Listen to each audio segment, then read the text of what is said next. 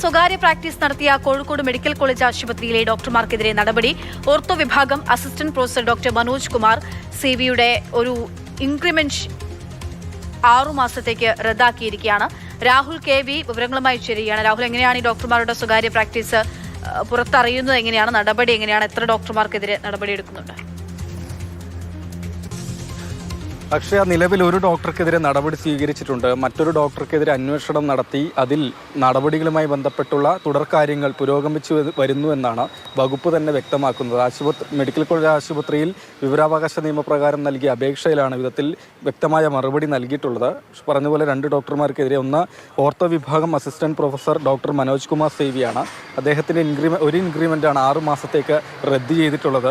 രണ്ടാമത് general medicine വിഭാഗം professor doctor Jayachandran NV ആണ്. അദ്ദേഹത്തിനെതിരെയാണ് ഇപ്പോൾ അന്വേഷണം നടത്തി ബാക്കി നടപടിക്രമങ്ങൾ പുരോഗമിച്ചു വരുന്നത്.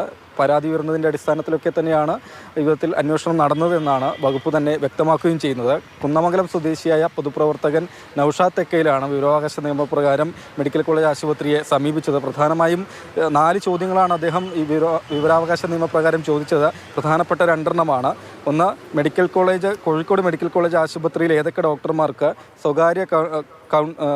സ്വകാര്യ പ്രാക്ടീസ് നൽകുന്നതിന് അനുമതിയുണ്ട്, അല്ലെങ്കിൽ മെഡിക്കൽ കോളേജിലെ ഡോക്ടർമാർക്ക് സ്വകാര്യ കൺസൾട്ടിംഗ് അനുവദനീയമാണോ എന്ന് വ്യക്തമാക്കുക. അതിൽ നിസ്സംശയമുള്ള മറുപടി, അങ്ങനെ സ്വകാര്യ പ്രാക്ടീസ് നടത്താനുള്ള അനുവാദം ഡോക്ടർമാർക്ക് ആർക്കും തന്നെ ഇല്ല എന്നതാണ്.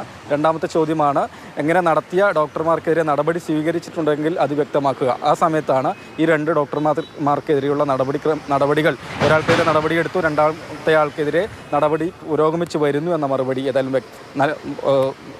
മറുപടി നൽകിയിട്ടുള്ളത്.